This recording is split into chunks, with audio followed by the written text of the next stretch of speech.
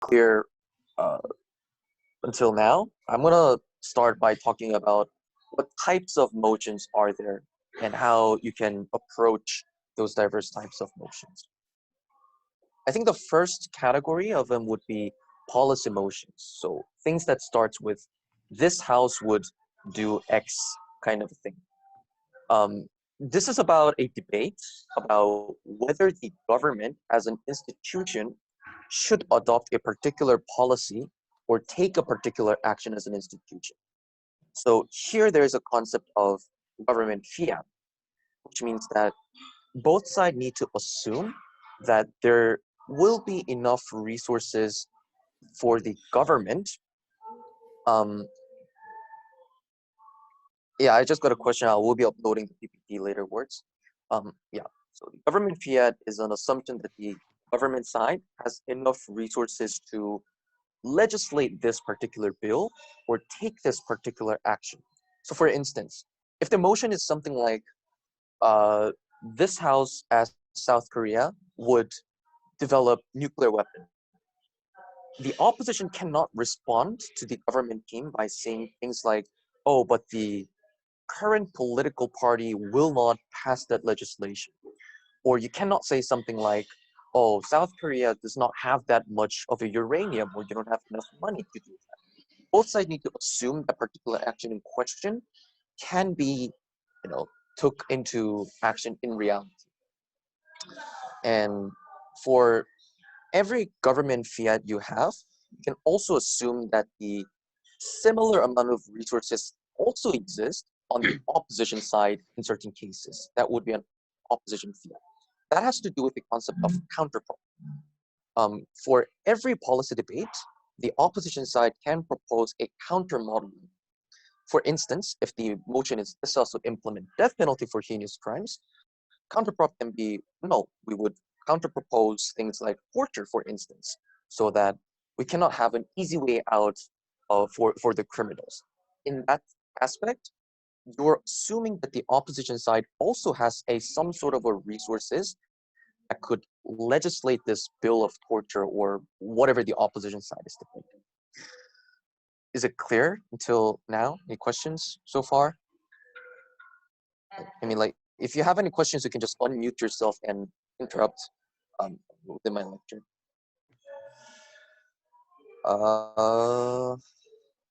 Yeah. And then there is analysis motions, which starts with phrases like this house believes that, this house supports or opposes, this house regrets, or this house prefers A over B. This type of a debate is a debate about whether the given statement is true or false. So you want to analyze if we should believe in this or whether we do support this particular proposal or statement in the motion. And sometimes, even in analysis motions, you might want to include some models for more clarity. So again, if the debate is about whether South Korea should develop nuclear weapons, you might want to, as a proposition, discuss how that building of nuclear weapon will look like. Are you going to get approval of IAEA? Will, I don't know, United States be part of it? Will South Korea exit from the nuclear umbrella of the United States? Those kind of stuffs. Several things about specific motions. When you're talking about this House regrets motion, the government side, which is the proposing side that argues that we need to regret something, needs to provide a counterfactual. Now, this is easier to understand when you think of how you regret something in real life. For instance, if you regret that I didn't come to military, for instance, you regret it by saying that I regret coming to military because if I hadn't come to military, I would have doing many other things. I would have debated more. I would have provided more lectures offline and online, those kind of things. So that's a counterfactual. What would have happened if the thing that we're not regretting, what would have happened if the thing that we're regretting did not exist in the real world? So the job of the government side is to comparatively show why the counterfactual world is better than the status quo in which what we're regretting currently exists. And in that case, opposition's job is to prove why that particular thing X that we're regretting isn't really regrettable, or it is rather a beneficial rather than harmful, and why the counterfactual is more problematic than the status quo. And then there's a this house prefers A over B type of a motion.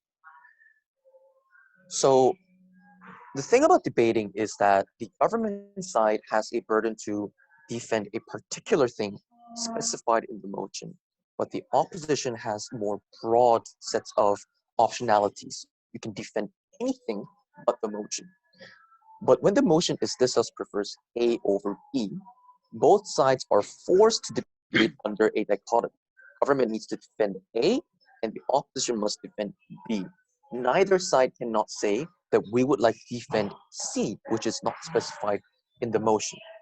And in this motion, you also need to assume that there is a trade-off between A and B. So you can't say, oh, if we defend A, on our, you can't say things like, on our side of the house, you can have both A and B, because in that case, debate really wouldn't facilitate as the motion intended. And then there is this house as X, which is an actor motion. This type of motion applies both in policy and analysis motions. So in this type of actor motions, you need to analyze from the perspective of the specified actor. This house as United States would intervene in a particular region. You want to analyze whether that action benefits or harms the United States. This implies that aside from actor debates, every other motion should be analyzed from a third-party neutral perspective, rather than pertaining to a one particular stakeholder or a one particular group. That's the thing about actor motion. You want to look at what type of an interest this actor has, or what type of a moral obligation this actor has, rather than any other actors in question. Is the sound crushed for other people as well? I think it's an unfortunate technology thing.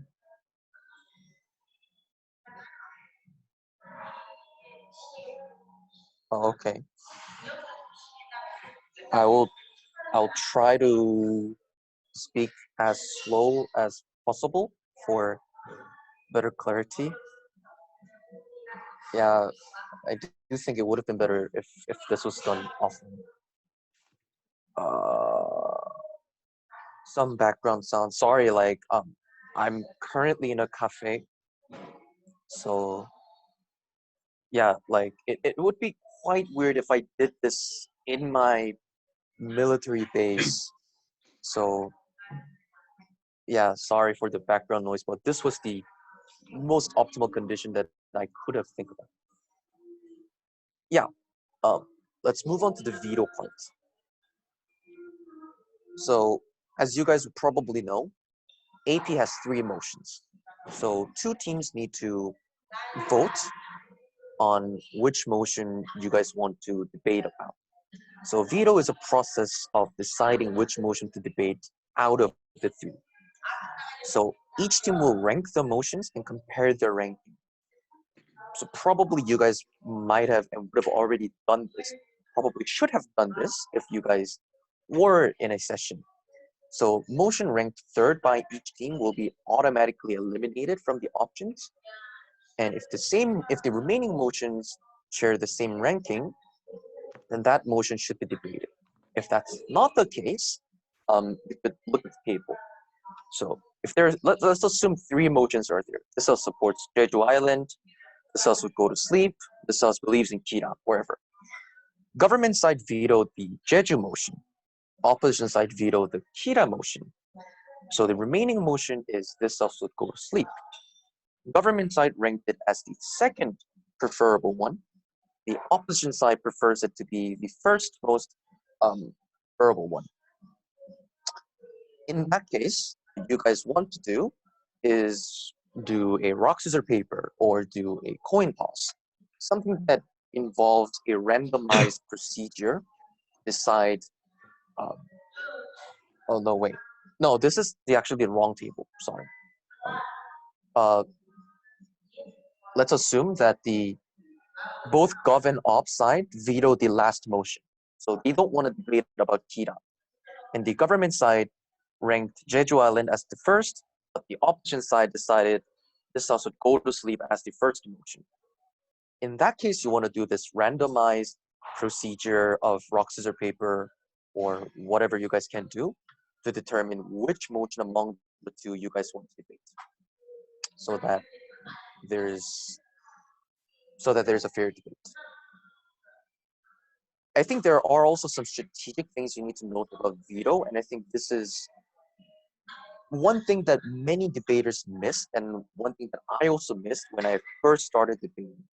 We would just look at the motion, see, hey, that's the motion that I know, I'm gonna debate about that. But we get screwed up, lose the round, and fail to break. When you see the motion, I would like to tell you that briefly think about the strongest argument that your opponent can run in that motion. And if you cannot think about a way to beat that argument or disprove it, you should veto it, because it means that you cannot win the debate, or there's a low possibility for you to win the debate. And just because the motion is familiar to you does not mean you should rank it first automatically, because some of the motions might have a similar wording that you might be familiar to, but the more you think about it during the prep time, oftentimes you come to realize that this is an entirely different motion, right? So do read the motion carefully, and don't just depend your veto on the familiarity of the wordings. And this is a really sneaky tip, but if you happen to know who you're debating against, you can also use that as an advantage. So if you happen to know that your opponent is, I don't know, slightly politically liberal individual, you might want to veto a motion that gives your opponent to defend what that person already believes in, right? If your opponent is good at running principal arguments, you might want to debate about motions that are heavily consequentialist or requires a lot of practical knowledge, right? But I think this tip can be mostly utilized more you debate. You get to know more about who are the people in KIDA and how do they mostly debate. So yeah, so all in all, try to be strategic. Don't veto randomly. Otherwise, you will mess up the round and screw up your ranking.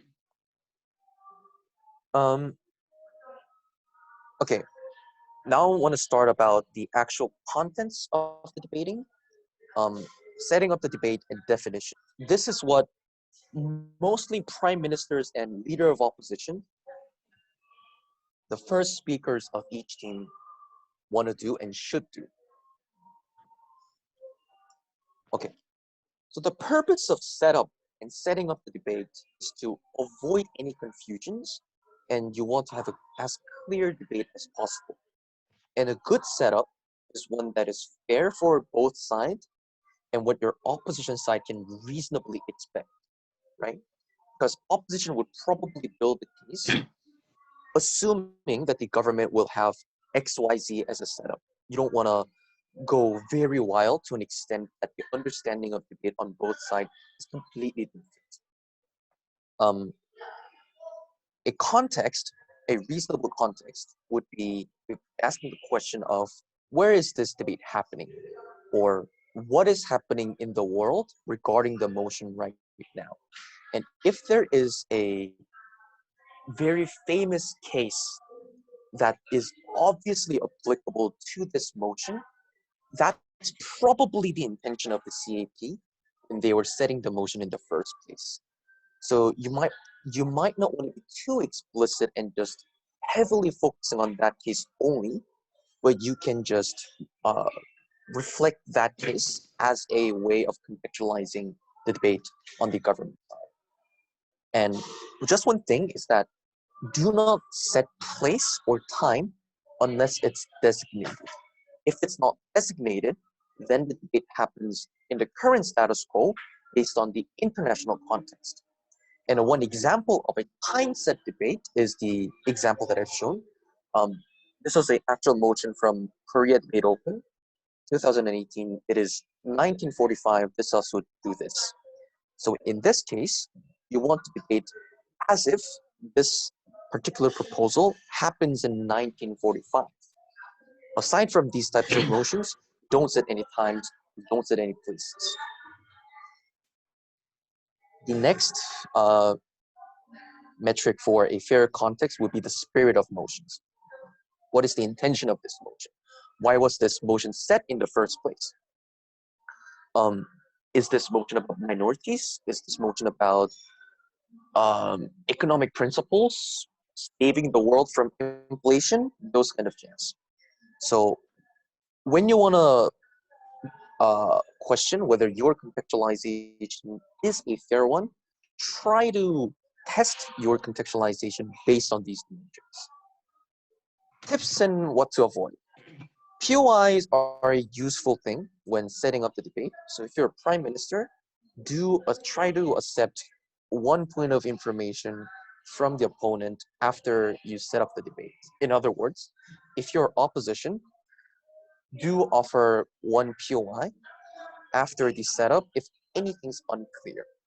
Otherwise, debate is going to be a mess. Judges are going to be in pain for the next an hour when like there's going to be 8 speeches not knowing where this debate happens. Avoid narrow definitions. For instance, if the motion is discussed pay teachers based on academic performances of their students, a narrow definition would be defining teachers exclusively as teachers in private academies, right? This is problematic because it does not offer a fair debate for the opposition. And this is an actual definition that I ran when I was a high school debater. I don't know how, but I won that round. Probably I was very lucky, but I was criticized for setting up a very narrow definition. So don't do this. A reasonable definition would be including public school teachers. So that's probably the spirit of debate, right? Because currently public school teachers do not have an incentive to work harder, right? And the intention of the CEPs might have been how to incentivize the teachers in public schools more. Given that metric, the private teachers would be a terrible definition to set in the first place. Another tip, if you're government, you should not be running the status quo as your case. The vast majority of the motions that you're going to be facing will require government to do something different from the status quo, right? And if it's not the case, you might want to assume as if the status quo is different from the motion. So if the motion is this also ban schools, if your government side, assume as if schools are currently not banned in the status quo. Lastly, please don't challenge definitions. There is a separate rule about a definition challenge. When you as an opposition believes that the definition set by the government is incredibly narrow and undebatable, you can declare a definition challenge. But definition challenge is slightly different from recontextualization or redefining or responding to the opposition's model. When you want to challenge the definition, you need to officially declare that I will be challenging the definition. Here's a new set of definition that the opposition want to adhere to. In that case, opposition needs to run 2 different cases. A case based on definition of the government and a case based on the definition of the opposition. And debate gets incredibly messy, painful. You have 8 clashes and like it's just a mess. And I do know this, trust me, because I also lost by challenging the definition. And only after that, I did realize that there is a way to get away from this messy definition if the government does any. You can just say that that's very skewed minor case. Here's a reasonable context. And you can do this without challenging the definition and officially declaring it. Any questions thus far? Everybody clear about this? If you guys have any questions, you can send a chat or intervene. Stance and models.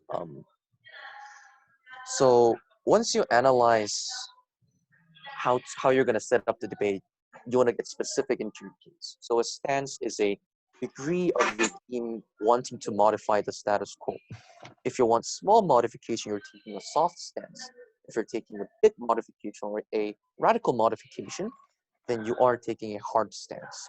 For instance, if the motion is this house would legalize euthanasia, soft stance would be setting all of these diverse barriers, right? Only severely ill people without any hope of curement can do so. You need to have a clear consent, like on advance directives. Multiple doctors should certify this, and there's going to be only a passive form of euthanasia only, which would be, I don't know, stopping any life-extending treatments. Hard stance would be anyone diagnosed with terminal illness, regardless of the hope of survival, can do it. You only need some consent of the doctors and yourself. You might even have a self-performed euthanasia, like you give a pill, you eat it, and you die. Those kind of things might be, legalized. That's taking the hard position. The thing about soft stance is that the more softer, the softer your stance becomes, it becomes more difficult for you to defend it, because you cannot differentiate your team from the status quo. It means not only you're limiting the scope of your arguments, but opposition can easily say that your model is not really different from the status quo, which means that the government side really cannot impact their arguments. Hard stance is, in comparison to that, much more easier to argue for and defend, because there is a consistency, right? But the thing about radical stances is that it's quite difficult for you to justify it, because it would be counterintuitive. So a counterintuitiveness only should not be a reason for your argument to be discredited, right?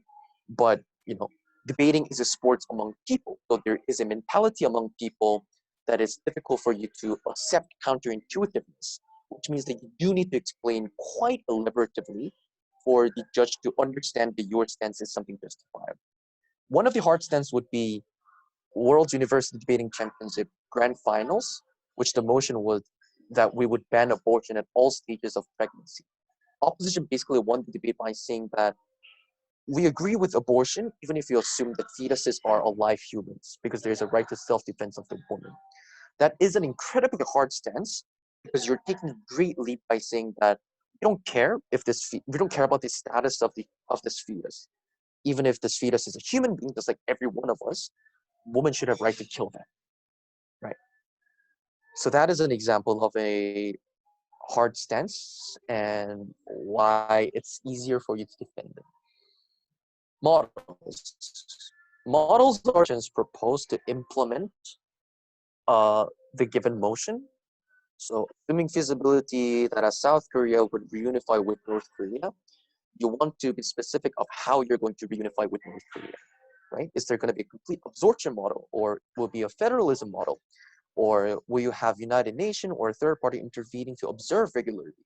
Will there be a reunification tax, for instance?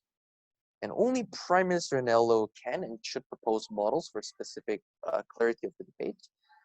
Technically, second speakers can do that, but I don't think a lot of judges will buy that as a reasonable model, because then the opponent has only very fewer speeches to respond. Tips on models, still from other people. The more you debate, you will notice that a lot of motions are very similar, right? A lot of motions are things that you might have saw. The principle or the model that you applied to that motion can be applied to this motion. The more you debate and more debate that you watch, the more amount of resources they can draw from in terms of setting up the model, right? Also read news to see how actual policies are implemented in the real world, and try to steal that and implement to your model.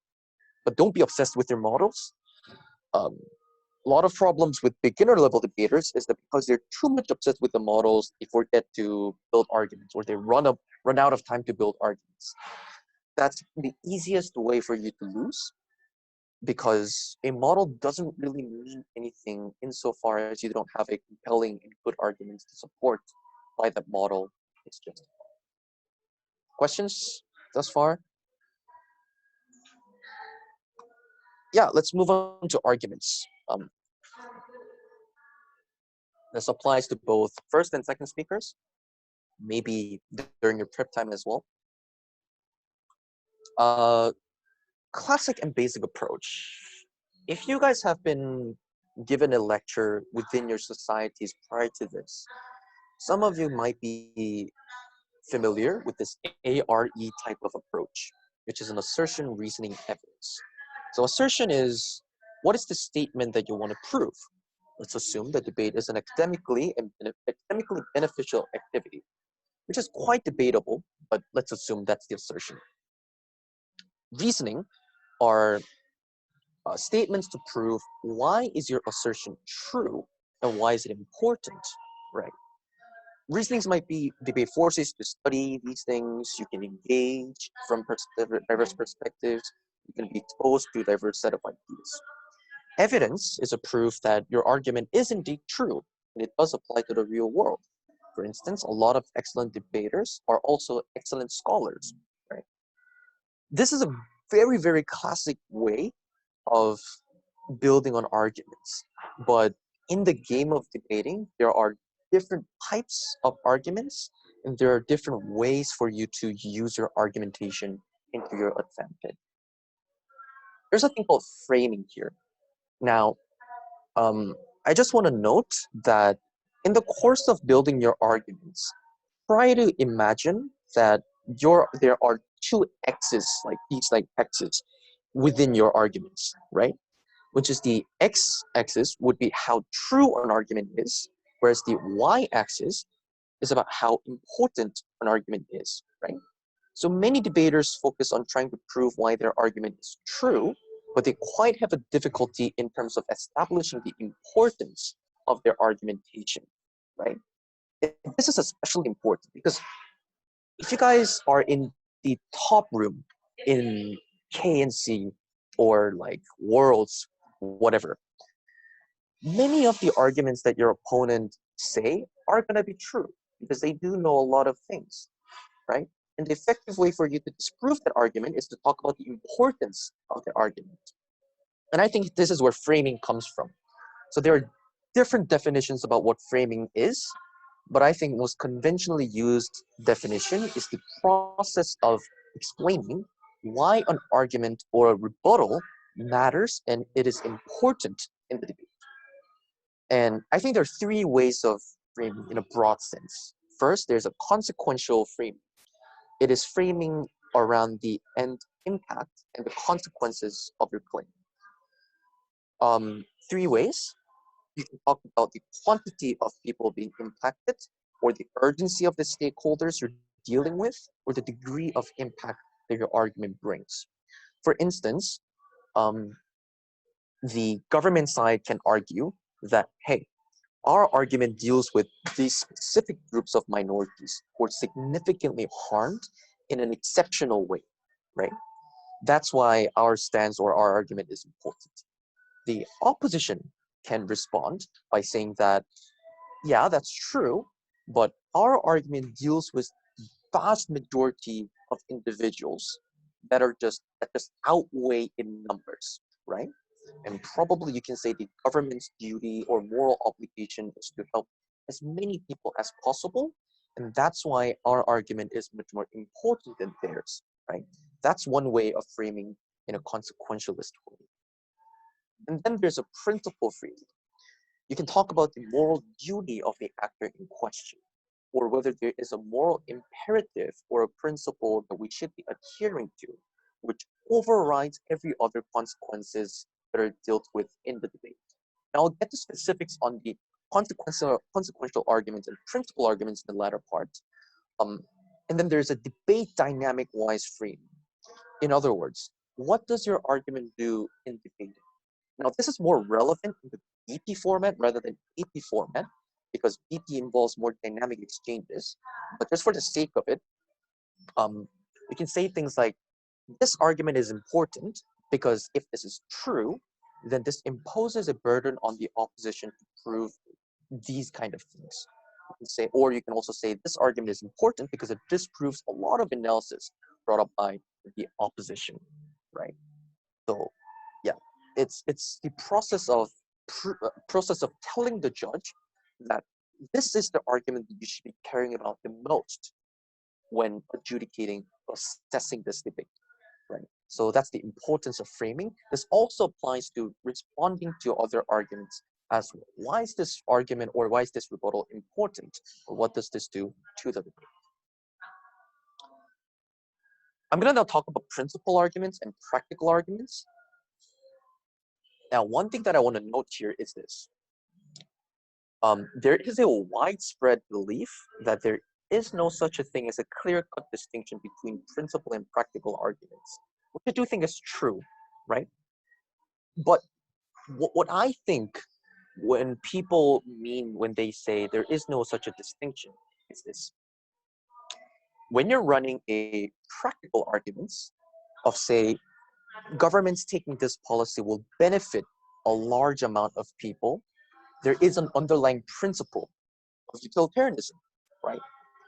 When you're running a principal argument, oftentimes what you do is to analogize the principle into real life examples to make judges believe that this particular moral principle is already widespread belief in the real world, right? So you can't really distinguish the two, right? But I do think that there is a difference on how much weight you put in the consequences of your claim or the non-consequentialist aspect of your claim. And I think this is where this discussion of principle and practical arguments comes in. Let's talk about principle arguments first. This is more about a non-consequentialist claim. Non-consequentialist claims regarding how things ought to be, right? It's more about morality. So when you say that morally you ought to do X, it means that you should adhere to thing X. It would be bizarre for you to say that morally you ought to do X, but really you should do Y, right? That's a bit of a tension because a moral principle should override every other decision-making factors that affects you. And the tip of this moral argumentation is that you want to make sure that the judges already believe in the principle that you're trying to sell. And one way of doing this is to analogize your claim into a very strong moral principle that exists regardless of the consequences. One good example of this would be right to self-defense or right not to be tortured, right? For instance, right to self-defense exists regardless of the end outcome. So if you can say that if what we're defending is analogous to right to self-defense, then you have established a good moral principle. But the thing about principle arguments and what many debaters joke about is that judges don't buy principle arguments. And people like practical arguments because things should be comparative. Now, I do agree that's the case for the vast majority of the debates that I was also in, but in order for you to establish a good principle arguments, try to spend at least 2 or 3 minutes minimum in the course of building principle arguments. It would be incredibly bad for you to say, for instance, there are these impacts, and like by the way, like this looks like slavery, or this is self-defense, and just move on. That's a terrible way to establish a principle argument. You really need to show why this is moral imperative. And if you look at debates that look at speakers that win the debate by principle arguments, it's just like 5 to 7 minutes, endless principle arguments, right? A good example would be WDC 2016 quarterfinals and grand finals. There is a debater named Bo Saw from Harvard, makes an incredible principle argument throughout the entire speech, especially in the grand finals. and the opposition really couldn't respond to the principle. So the government just, wins the debate. And also EUDC, this is a European University Debating Championship, 2009 semifinal and grand finals.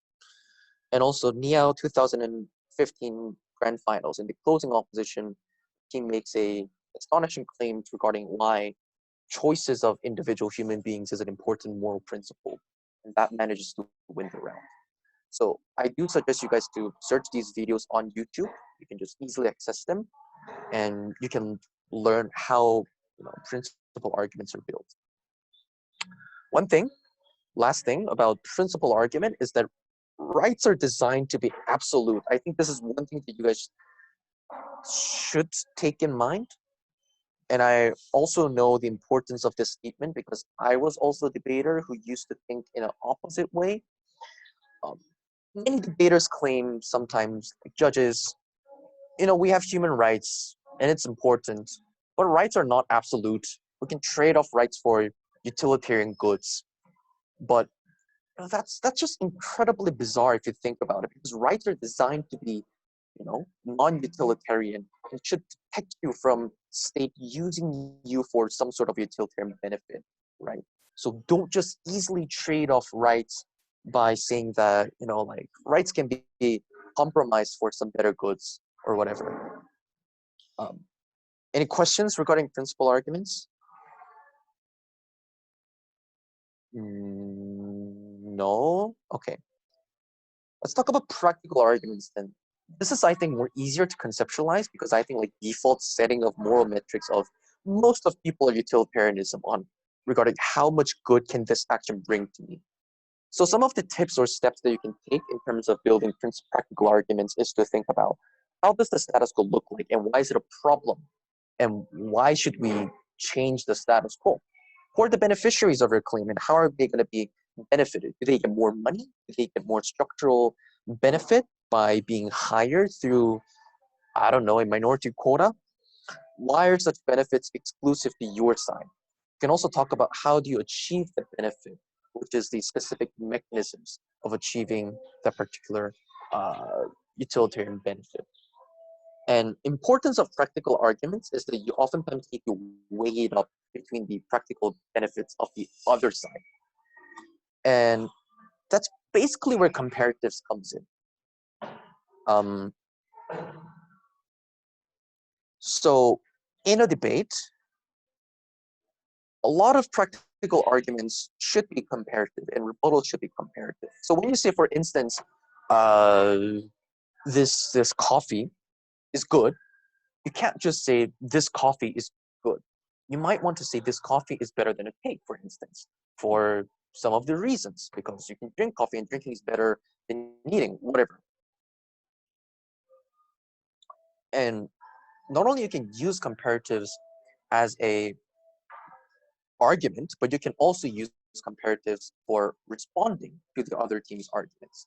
But comparative responses, in my eyes, are mostly mitigatory rather than completely disproving what the other team is saying. And I'll get to the response part in after this argument parts. But when setting the comparative, especially from Prime Minister, you might want to elaborate what the opposition team needs to defend in this particular debate. And comparative does also include trade-offs, and it can be understood as trade-offs. What are you losing? So what do you get on your set of house, but what does that action comes at expense of? For instance, universal basic income. So it's an idea that the government should distribute, I don't know, like $1,000 to every single people, like what you saw in the case of 국민혁명 불안금당 in the recent election. The government can say UBI comes at the expense of not being able to specifically help minorities, but it's still beneficial because it helps more number of people. So then the comparative would be a selective welfare versus universal welfare. You might want to compare between the two, and in that course, you can talk about the intention of welfare or the obligation of the government or the magnitude of the benefits that you can gain on either side of the house, right? So that's how you set up a good comparative, especially in a practical round. Let's talk about engagement. Do you guys have any questions on building arguments? Like, oh, in this session, I made this arguments, or I couldn't come up with arguments about this motion. What could I have done? Nothing? Okay. Yeah, sure. Let's talk about engagements then. Engagement and responses are basically about defending your claim and attacking the opponent's claim. Some of the tips that I would like to give is to organize your responses. You need to explicitly flag what you are responding to. Do not make a laundry list of what you disagree with the opponent, right? Some people say, oh, they said this, but I don't like this because this is a problem, a contradiction. Oh, and by the way, they said also said this to our arguments, but that's not true. Also, they said this example, but like it's not 60%, it's 55%. Those kind of, very meaningless opposing ideas to the other team really distract the judges from understanding what you're responding to and why other teams claim it's invalid, right? And one way of doing that is to try to responding to the core issues of the debate. Don't focus too much on responding to the minor details. For instance, if the motion is something like, this house would ban cosmetic surgeries for non-medical purposes, right? Government can say, we should ban this because this creates a standard of beauty. Second argument, you can also say this is unhealthy for people or whatever. Your responses want to be directly tackling each of those points. So you want to say, the judge, I have two responses. First, it's about whether this creates a unethical standards of beauty. Second, I want to talk about whether there is a health benefit or health harm for people who undergo this plastic surgery. Important thing here is, do not respond with your case, right? This is a terrible way to respond. Oftentimes, debaters say, they said this, but we said this, so they're not true, and move on. That's not responding. That's just speaking without any meanings attached to it, right? You can say and highlight that, judge, they did not respond to this part of our case. This is really important, right? But every argument that the opposition brings deserves a separate reasons to prove why that argumentation is not true or why it is not important. Right? So don't just respond by saying that we said this, so they're not true. Okay, then what do you respond to?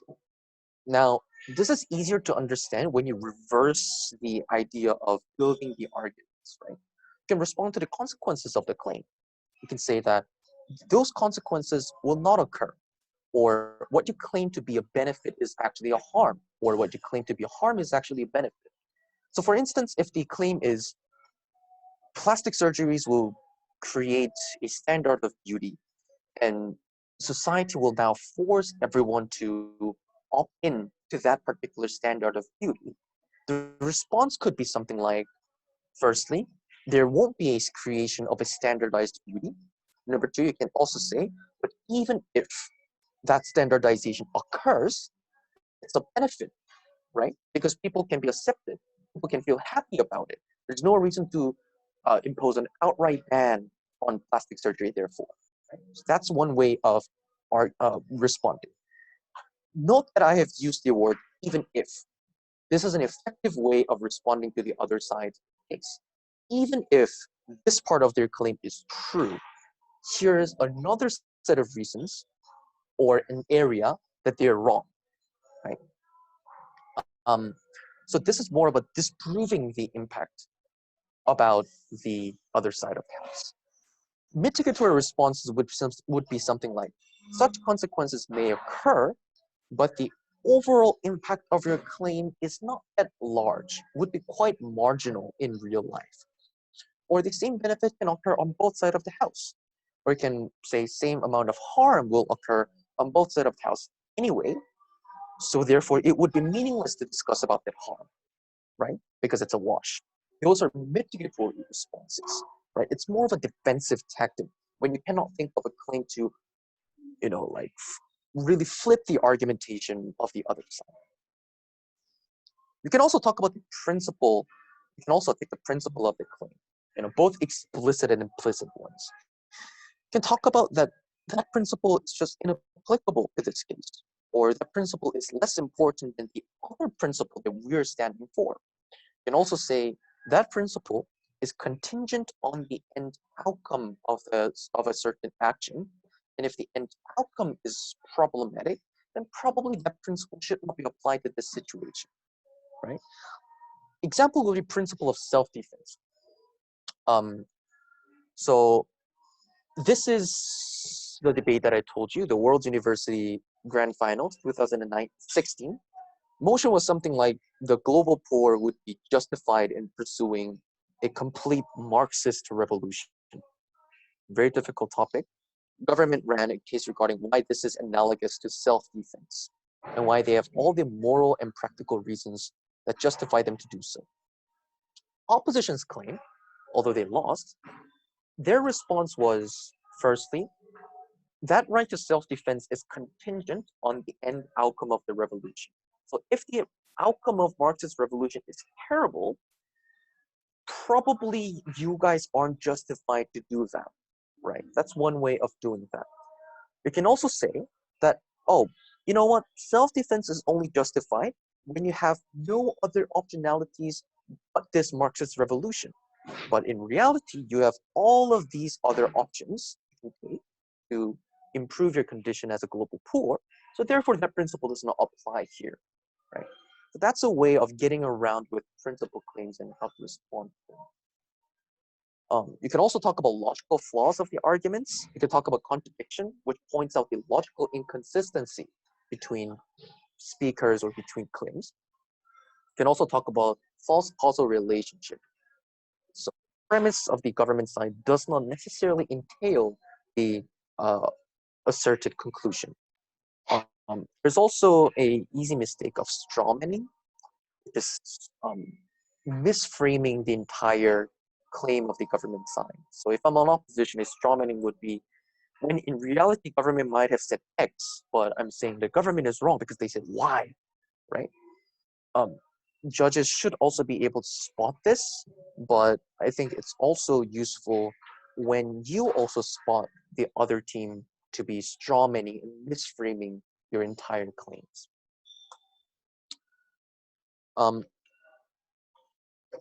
Now there are clashes.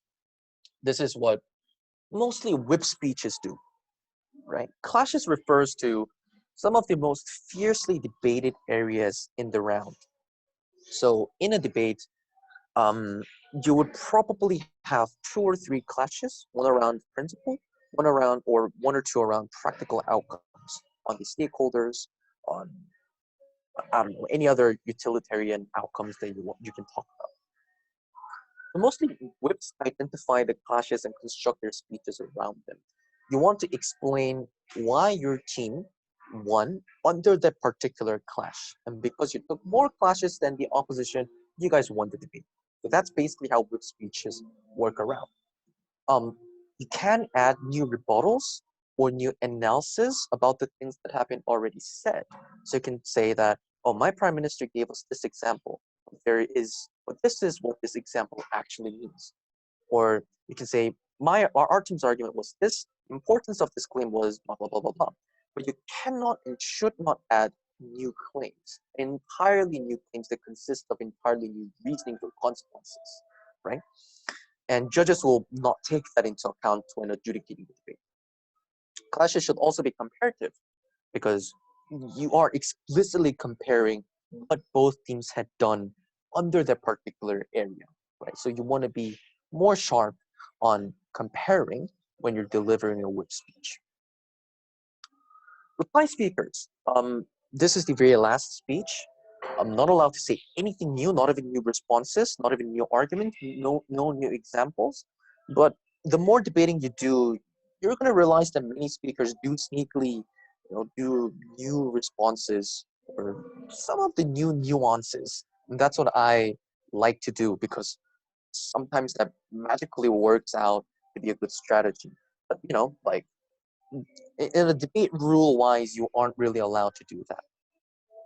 It's the last opportunity to sell your team to judge. Some people would also like to refer reply speeches as a incredibly biased adjudication or incredibly biased whip speech.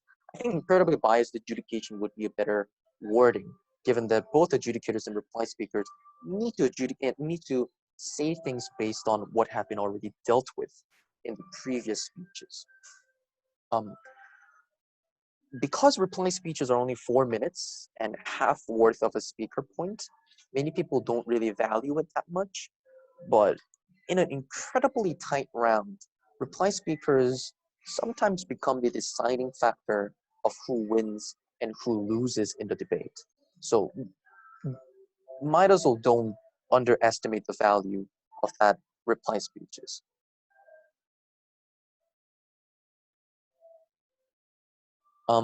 Okay, I got a question. You've mentioned in the beginning of this lecture not to insist something based on the status quo. Did I understand it correctly? Then why is it the reason? What I meant by the government arguing against the status quo means that debates involves changes in the world, right? You want to implement something new, or you want to discuss, mostly you want to discuss something that might not be a conventional belief, especially when it is a policy debate. So if you're on the government and you're trying to implement a new policy, but if your stance is marginally different from the status quo, in a strategy wise, it becomes incredibly difficult for you to defend your team, right? The reason being, as I told you, the opposition can easily respond to your claim by that's already done in the status quo. That benefit that you claim, because it's not so much different from the status quo of every other policies, opposition can also claim for the same benefits, right? At the same time, op can say that here are exclusive harms to it, right? So if you want to talk about changing the status quo, I'm telling you to do this because just for the strategical benefit, but for the sake of debating as well, right? Debating is supposed to involve some changes in the debate, unless for like preferring A over B debate, which forces you to debate in a particular position. Does that answer your question?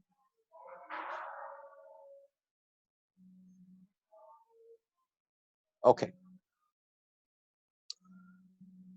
Let's now talk about building cases. Okay. Another question, how do you distinguish which kind of argument is most convincing for the motion? For example, whether a principle or consequential claim is very strong. I would suggest that you have both types of arguments. You should have a strong principle, you should have a strong outcome. But I think the best way around that question is to really have a lot of experiences of understanding which argument would fit the most or which argument would be strong.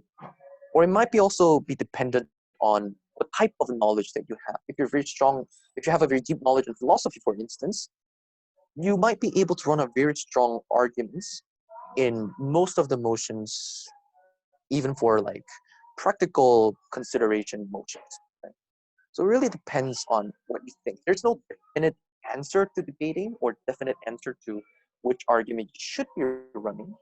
But the more you debate and the more debate you watch and listen to, you probably have a grasp or understanding of this argument would better fit here, or maybe we shouldn't run this type of an argument because it has too much risk or puts too much burden of proof on our set of tasks. One way of going around this I'll also explain in the building case parts, but is to try to trust your gut reaction to it. So suppose the motion is this also ban online game industry, or this also ban violent video games. Suppose you would ask that question to a stranger who's not a debater. You can ask, what do you think about banning violent video games? Their response would be, that's a stupid idea. You ask why. The reason might be because people like playing video games. And that might be a good way to start an argument. People like to play video games. Why do people like to play video games? And then you can come up with a principle, right? People like to play video games because it provides catharsis, or maybe you get to, I don't know, realize your ego of wanting violentness in the online world. And the government ought to follow the principle of, allowing that type of an autonomy insofar as it does not harm others. And you expressing that ego on the video games does not harm others. Therefore, there's a principle of government not banning these violent video games, right? So that's a principal argument there. Same thing can go for practical arguments. Does it answer your question? Hopefully, yeah. What to do during prep time? So you have about 30 minutes, including the veto. Assuming that you guys have determined the motion, try to think on your own without talking to your teammates for about 5 to 10 minutes once the motion is chosen. Read the motion carefully again, think about what your team can argue, and think about what the other team can argue against or for the motion. And that's also a good way of figuring out where to start your case line or where to start your arguments. As I told you, choose your general team line and think about what your team ultimately wants to defend or prove by supporting or opposing to this particular movement at the end of the day.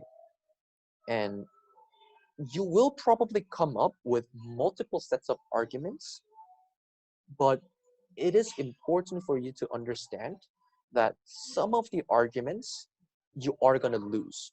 So you do need to defend, so you do need to choose which of the arguments that you guys are happy to lose. But you also need to have agreement among your teammates that this is the arguments that we have to defend. This is the core part that consists our case. We might lose on, for instance, practical arguments, but we need to defend this principal arguments, right? Those kind of discussions should be made before you enter the debate chamber. Where to start? You can start by thinking about who are the main stakeholders of this debate. Once this motion is passed, who are going to be impacted the most? Right? And you can build argumentation around there. What are the relevant principles? Or how does the status quo look like, and what should change or what should remain constant? And when you're writing notes on your paper, start by writing down or setting up broad categories before moving into specific analysis for the motion. Otherwise, you'll spend rest of your 30 minutes and walk into the debate chamber with one developed arguments and other half-assed, not even half-assed, like 1/3 as developed arguments into the chamber, and you might not want to do that. Point of information.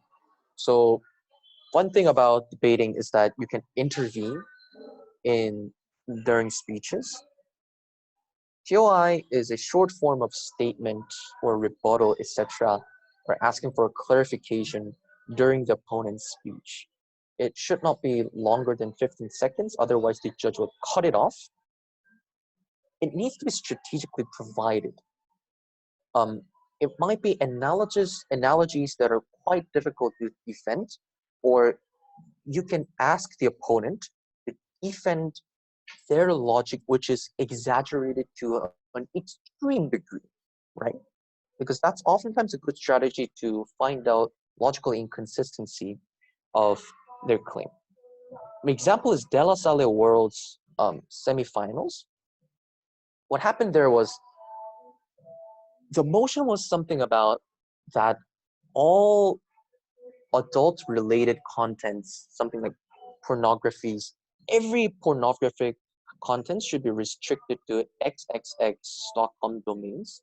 In other words, all of those contents should be regulated via one singular website domain in which the government specifically deals with those kind of contents.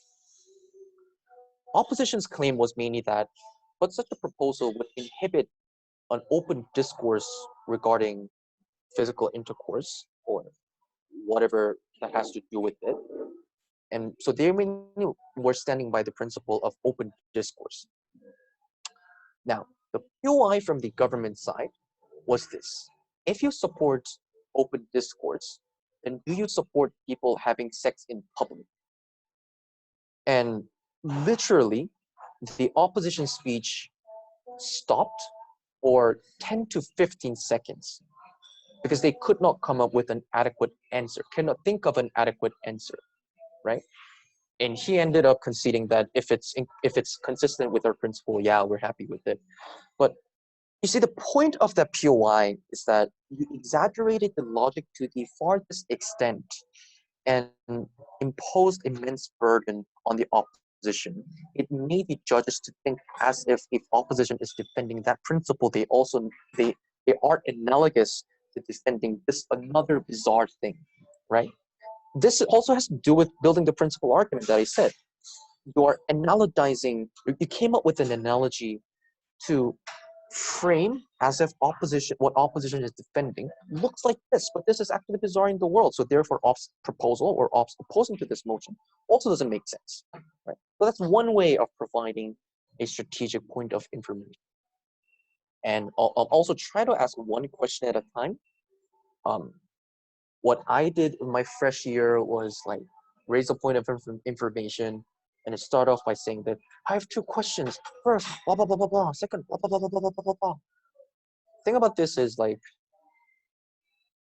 the opponent, the speaker on the podium forgets what the first question is, and you really run out of your time of POI, and judge also doesn't, understand what was the core question, what was the first question. So try to ask one question at a time for, a better clear way of asking a POI. You also need to strategically accept POIs. When you accept a POI, especially when you're a rookie debater, you guys tend to panic. So you guys end up not answering. My partner will answer the question, or I didn't really answer I didn't really get the POI, even if you did get the POI. At least say something like, I'll get there, or that's my next point, so that you're at least deceiving as if you're giving an answer to the POI. This is really a wrong tip, but in reality, when you have advanced skills later on, you might want to provide at least some kind of a adequate answer to that point of information, unless you really seem to be unengaging or not really confident or consistent about the case that you're defending. So try to take at least one or two POIs. If it's 3 POIs, I think it really interrupts the flow of your speech, and it's going to take away a lot of time because it's approximately 45 seconds of your entire speech time. And you might want to devote more time in building your case rather than answering 3 excess number of POIs. Yeah. Research and matter loading. I want to talk about research. I think most of the debates that you're going to go through are attached to real worlds, right? Because when chief adjudication panels try to come up with motions, what they decide to do, what many people do and what I do is to first start up by finding news articles. You read a bunch of news and, this is an interesting event. Let's translate this into motions. Or you read books to find out these things are happening in the real world. Let's translate this into motion. So especially this is true for themes related to international relations or economics, where you really need to have specific knowledges of what in the world is happening in this region, or what's happening with stock market or whatever. And if you don't know anything, you start panicking, start spitting out nonsense, and you get crushed by a team that happens to know what happens about that region. I also have this experience. I was crushed a lot in IR debates, but one time I debated about Venezuela, like should United States government stop supporting uh, Juan Guaido, which is a new opposition leader in Venezuela, and like a bunch of people started to talk about, oh, like do this oils, we get better oils on our side. No, like we get better oils on our side. And then everyone talks about oils. No one knows about geopolitics, those stuffs. And it was a BP format where on closing government, we managed to come up with, look, here's what's happening to political, uh, geopolitical matters regarding surrounding Venezuela. And here's what this actually means. Oil isn't really an important part, and we managed to win the debate. Right? So having a lot of matter really helps you a lot, right? Um, you need to read diverse books and read news, CNN, Economist, Guardians, or whatever. And you need to watch how others argue. Because the thing about matters is that the more information you know, oftentimes it's really difficult for you to execute that information into actual arguments, right? So it's really painful when you know what's going on regarding the motion, but you really can't use your information in your head to make it into an, a good looking case, right? And only when you lose, you realize, I should have done this, I should have done that. Right? Good way of preventing that from happening is looking at how other people argue and execute matters. Look at international relations debates, look at economic debates. They're going to come up with matters, because like you can also design the strategy of matter dumping, right? You can say this happens, this is stats, like politics. You need to respond to this, and the other side fails to respond to this, implodes on themselves, and you happen to win. But if it's a really top room and it's an IR debate, you really need to talk about what this information means. How does it work out in the real life?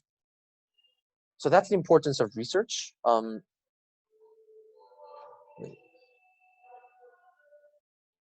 PPT isn't moving.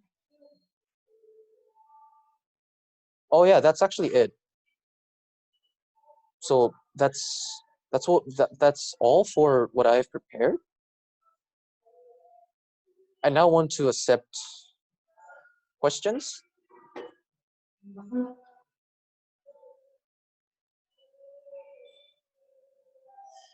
Okay, I received a question. I have one question about definition challenge. I completely understand the definition challenge is not advisable in most cases, but if you really disagree with the setting that the governments I mentioned, you just say that the settings is narrow and move on. No, you want to explain why that setting is narrow and why that setting is less important, and what is the context that actually matters. But even in the course of doing that, you want to engage by saying that even if government setting is justified, here are reasons why their arguments are wrong. Thing about definition challenge and why is it different is because definition challenge is a set of action that is specified in the rule of debating, right? So when you officially declare that you're going to challenge the definition, there are set of steps that you need to adhere to. And that's what and that is providing a counter definition and building two cases based on their definition and your definition, right? And that's when things get incredibly tricky. Okay? So so I'm not telling you to just move on, but you also need to engage. And that's what we call a recontextualization or recharacterization of debates. Is it clear?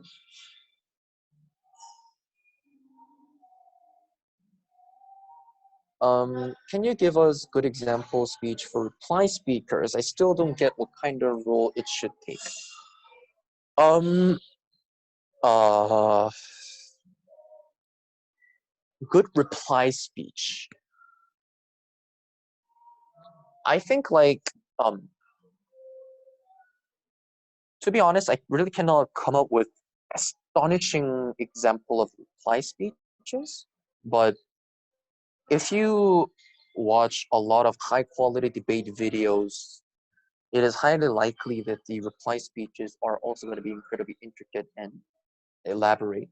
So some of the high quality debates would um, no, WDC is different because it's a BP format and you don't have a reply speech there. An AP format would be something like UADC or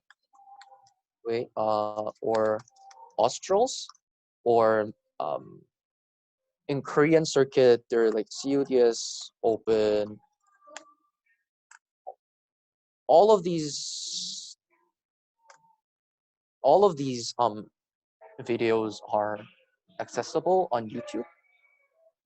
There is also a debate tournament called APU Debate Open or Malaysia Debate Open, which is a tournament in Southeast Asia. It's also in AP, so you can also look at high quality videos there. But a good reply speech would be able to explain or re-emphasize some of the claims that you guys made and try to prove why your team won, or do something like, oh, they should have been done this, but they didn't do this. We win. Okay, will your lecture be uploaded on the KIDA page, not only the PPT? I guess, because Soyoung was kind of half coercing me to consent, and I did, so yeah. Any other questions? Not just related to this lecture, but debate in general, or can you give us an example of consequential framing? Um, Consequential framing.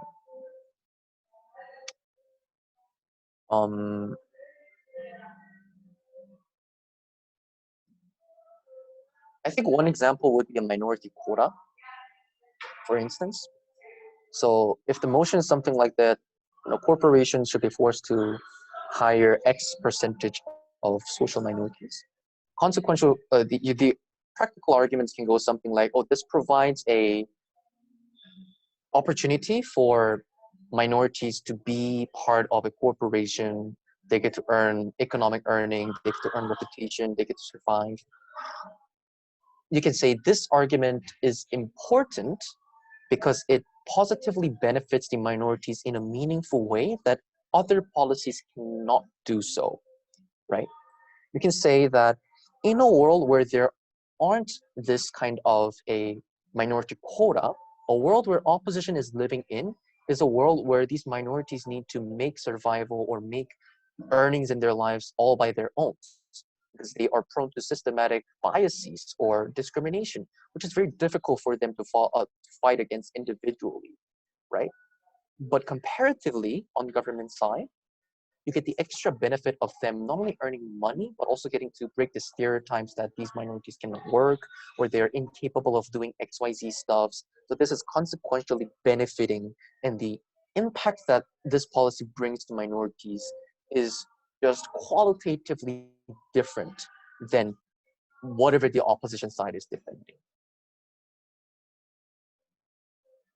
Bosong, yeah, I'm okay with it. Yeah.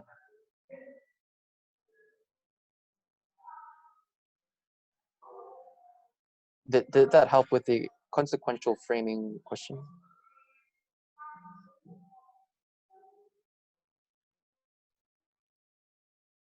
Any other questions? you have any tips on recognizing clashes? I often find it difficult finding main clashes. So yeah, I think this is many hardships that rookie debaters have. This is also where I struggled, but um, if you think about it, as debate proceeds, if you're whipped, you really need to listen to what every other speakers before you talk about, right?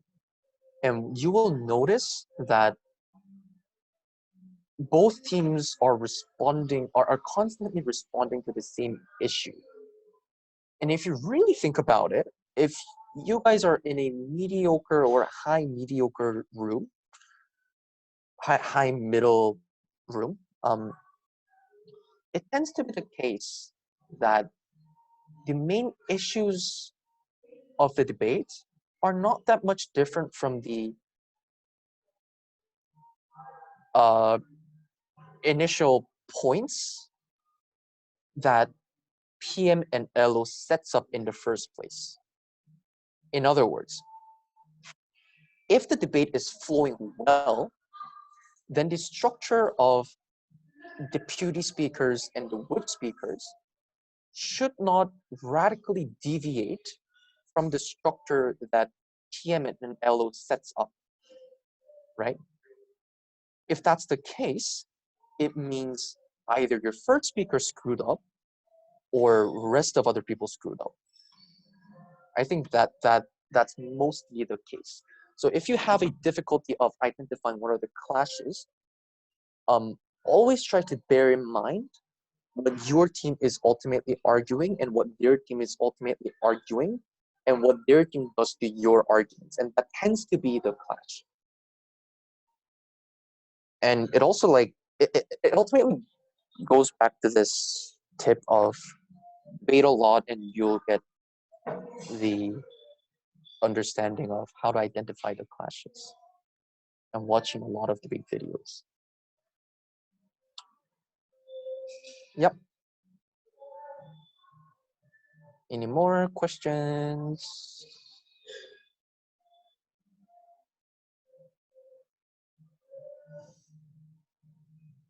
If there are none, I think, oh yeah. Yep, definition challenge. What about definition challenge?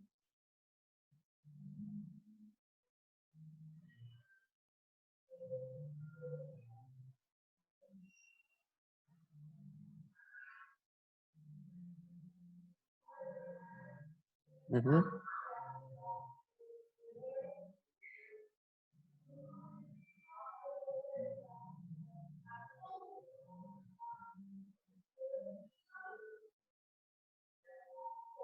If we have a different stance with opponent, then can we insist with our stance? Yeah, because like,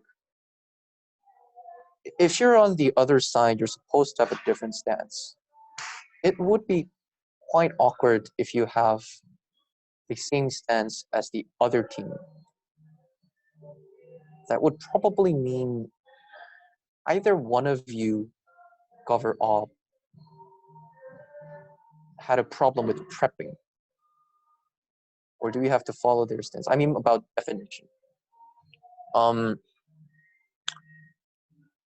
Yeah, so I think this is where government slightly needs to be a bit more reasonable in terms of setting up the definition. That's why, hence the term reasonable or expectable definition in setting up the debate.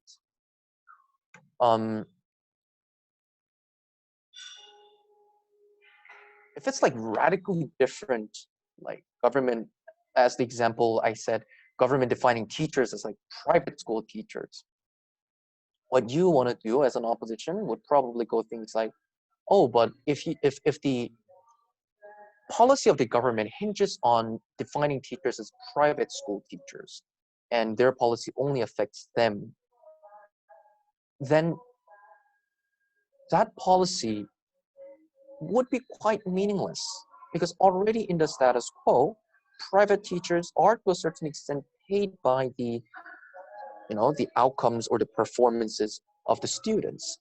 So therefore, debate would make more sense only when this debate extends to public school teachers, because they are the ones who are not being incentivized. They're the ones who do not have to care about the performances or academic excellence of their students. So therefore, this is the stakeholder that we should really be questioning about. That's where we want to start. But even if, assuming private school teachers are the case, here are additional reasons why your policy is stupid.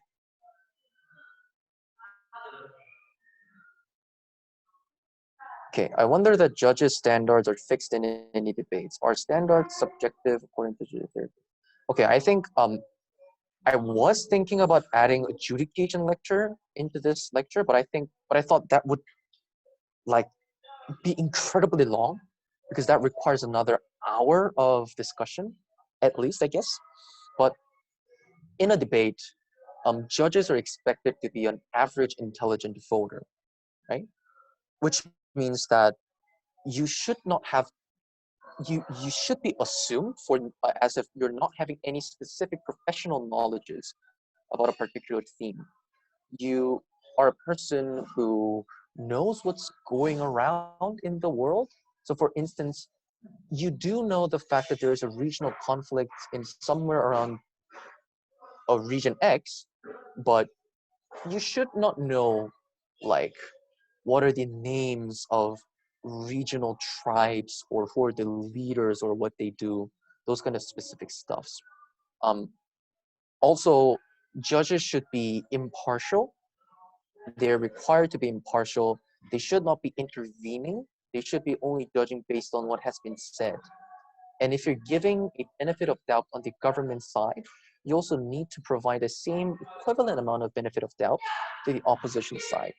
Now, I would say that it is impossible for you to expect a completely objective judging, because we're all human beings, we're prone to our own subjectivities. But there are rules that tries to minimize that subjectivity, and that's also the reason why debaters also score the judges, right? So the judges are incentivized to be as subjective as possible.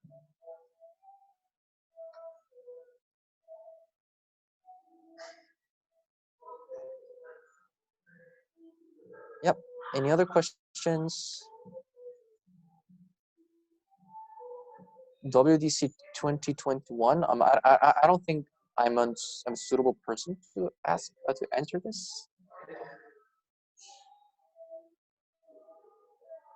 But if you write the question here, Soyoung might answer. Yeah, yeah.